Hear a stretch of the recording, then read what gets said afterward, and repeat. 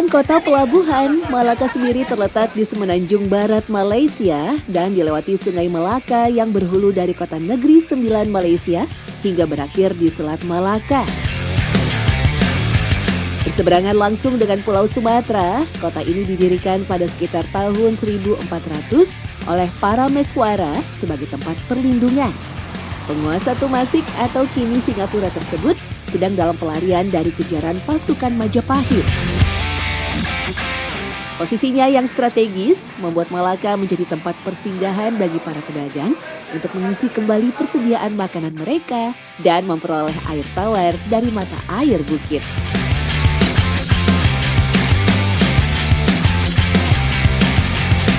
Kota Melaka merupakan salah satu kota bersejarah di negara Malaysia.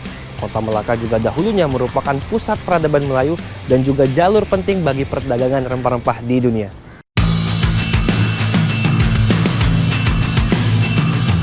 Para Meswara kemudian memeluk agama Islam dan mengubah namanya menjadi Iskandar Shah atau juga dikenal sebagai Sultan Muhammad Shah. Kerajaan Malaka pun berkembang menjadi kerajaan Islam yang berpengaruh di kawasan Selat Malaka. Kala itu, perairan di Semenanjung Melayu ini menjadi salah satu jalur perdagangan yang sangat sibuk. Asalnya di Melaka boleh dikatakan pertuturan menggunakan bahasa Melayu. Tetapi dalam dunia perdagangan yang mempunyai berbagai-bagai bahasa dan pernah dikatakan bahawa pelabuhan Melaka pernah dituturkan 99 bahasa. 99 jenis bahasa dipertuturkan di pelabuhan Melaka. Jadi mungkin di situ berlaku satu kejutan budaya dan juga mungkin pada masa itu juga mempunyai lingua franca atau perantara penterjemah pada ketika itu yang ramai. Jadi bahasa utama pada masa itu adalah bahasa Melayu.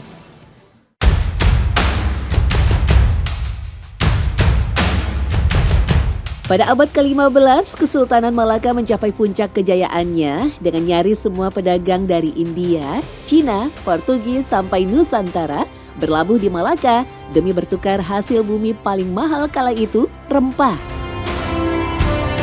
Kesultanan Malaka juga tidak menarik bea impor sehingga sangat ramah pada pedagang. Namun pada awal abad 16, kekuasaan itu berakhir ketika Portugis melalui Alfonso Albuquerque menaklukkan Malaka. Portugis lalu menarik bea masuk ke pelabuhan, bahkan memilih kapal-kapal siapa saja yang bisa masuk. Salah seorang pejabat Portugis menyebut, barang siapa menguasai Malaka, maka di tangannya ada leher orang Fenisia. Hal ini merujuk pada persaingan Portugis dengan negara lain di Eropa untuk mendapatkan rempah. Hal ini membuat Malaka selalu dalam ancaman peperangan, baik dari Tiongkok maupun Nusantara melalui Aceh.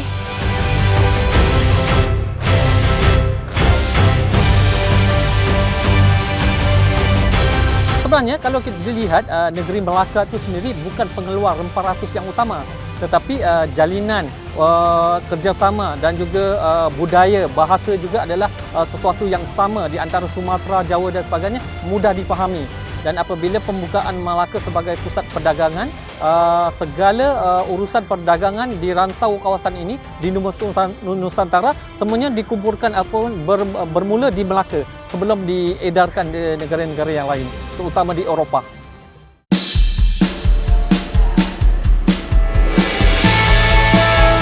Malaka pun menjadi saksi perebutan kekuasaan antara tiga kekuatan besar perdagangan dunia kala itu. Tercatat dari tahun 1511 sampai 1957, Malaka dikuasai oleh Portugis, Belanda, kemudian Inggris. Tak heran seni dan arsitektur di Malaka dibentuk oleh para penguasa ini. Meski begitu, beberapa bangunan seperti Museum Warisan Baba Nyonya, Istana Kesultanan Malaka, menjadi salah satu peninggalan budaya Tionghoa dan Melayu yang sampai kini masih berdiri tegak.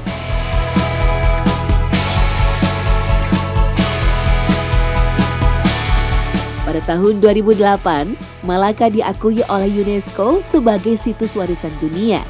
Hal ini tak terlepas dari pengaruh Malaka dalam perdagangan rempah di masa lampau. Meski peran itu kini telah tergantikan oleh Singapura, Malaka tetap menjadi magnet para wisatawan karena begitu banyaknya bangunan bersejarah di kawasan ini.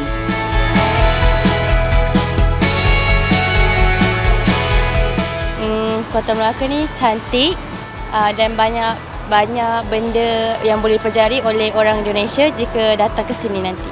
Ya, betul bersejarah. Melaka ada sejarah tentang Hang Tuah, Hang Jebai dan lain-lain lagi.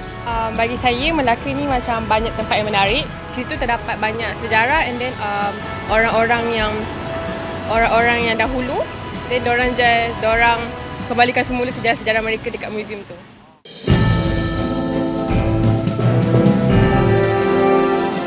Memiliki sejarah yang panjang, tak bisa dipungkiri bahwa Malaka adalah salah satu titik penting dalam perdagangan rempah. Terletak di antara 3 benua, yakni Asia, Eropa, serta Afrika dengan Tanjung Harapan, Malaka menghubungkan jalur penting dalam peradaban dunia, yakni jalur rempah.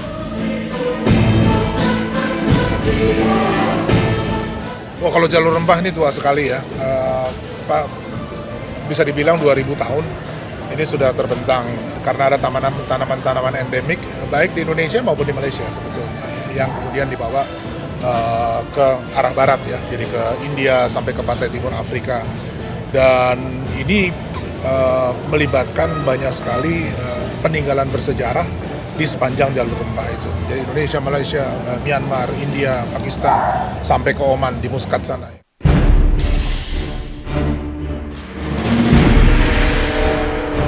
Sejak 2017, Kementerian Pendidikan dan Kebudayaan memulai upaya untuk mengusulkan jalur rempah sebagai warisan dunia kepada UNESCO.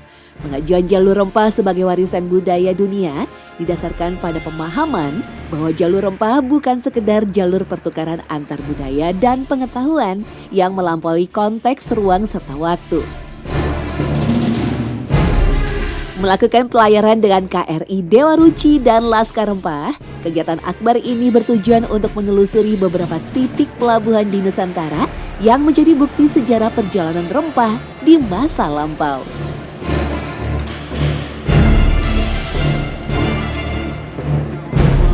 Bedanya karena memang tahun lalu kan kita hanya berlayar, maksud saya itu di dalam negeri aja. Nah, tahun ini kita mencoba untuk mendapat respon gitu ya dari dunia internasional. Jadi melalui seminar yang nanti juga akan dilaksanakan di Malaka, itu juga sebagai salah satu kita melihat respon dari akademisi dan praktisi sekaligus juga dari yang mewakili pemerintahan Malaysia gitu terhadap jalur rempah Indonesia.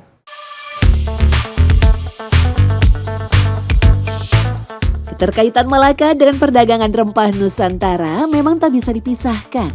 Meski Malaka tak berada di wilayah Indonesia, namun kota yang dikenal sebagai ibu kota tak resmi Malaysia ini tetap menjadi saksi sejarah bagaimana kayanya negara kita akan rempah-rempah yang diburu oleh seluruh bangsa di dunia.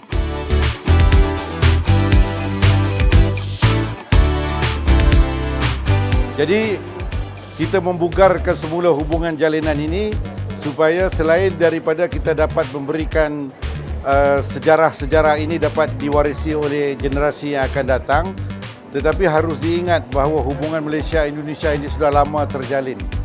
Sejak zaman Kesultanan Melayu Melaka dan Kerajaan Majapahit lagi dahulu ya. Hubungan antar budaya, antar civilization, antar peradaban itu dulu pernah terjadi di sini. Karena ini pernah menjadi pelabuhan paling sibuk di dunia di abad awal abad ke-15. Jadi disinilah sebetulnya Malaka sebagai melting pot, ya, tempat bertemunya berbagai macam kebudayaan, berbagai macam peradaban. Jadi kita sangat punya alasan dengan membangkitkan kembali nostalgia masa lalu. Ini akan mempererat semangat persaudaraan, semangat multikulturalisme, semangat multi civilization yang ada di negara-negara di kawasan ini.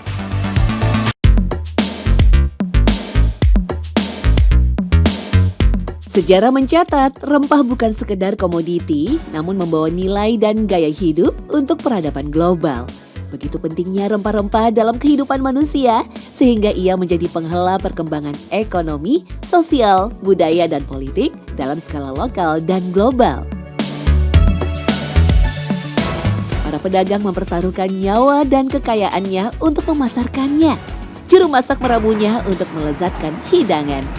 Para tabib ahli kesehatan meraciknya untuk pengobatan dan para raja mengirim ekspedisi mengarungi samudra untuk mendapatkannya. Diplomasi demi diplomasi dirajut, hubungan antar manusia menjadi global dan sejarah peradaban manusia pun dibangun.